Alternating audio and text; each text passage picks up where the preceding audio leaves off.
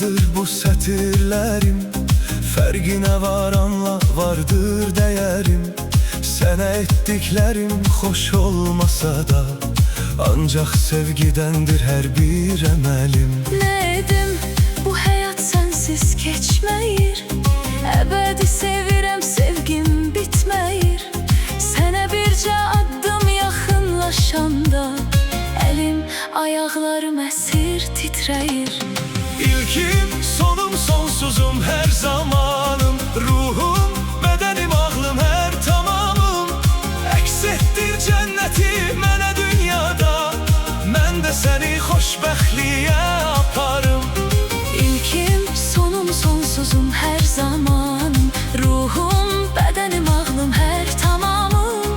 Əks etdir cənnəti mənə dünyada, mən də səni xoşbəxtliyə aparım.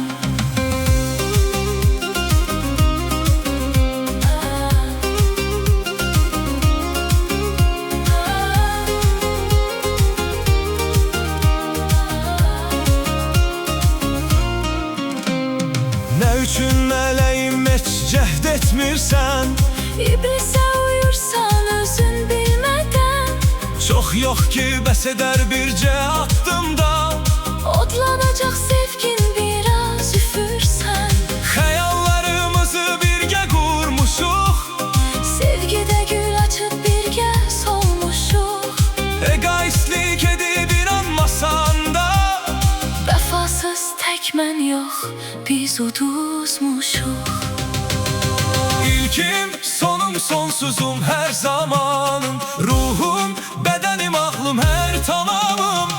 Əks etdir cənnəti mənə dünyada, mən də səni xoşbəxtliyə aparım. İlkim, sonum, sonsuzum, hər zamanım. Ruhum, bədənim, ağlım, hər tamamım. Əks etdi cənnəti mənə dünyada, mən də səni xoşbəxtliyə aparım.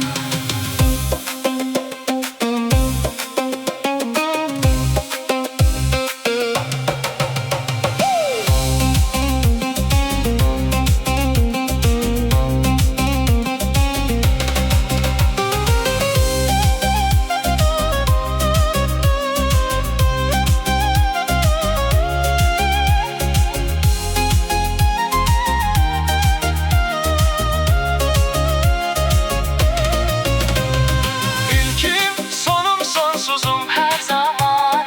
Ruhum, bədənim, ağlım, Hər tamamım, əks etdir cənnəti mənə dünyada, mən də səni xoşbəxtliyə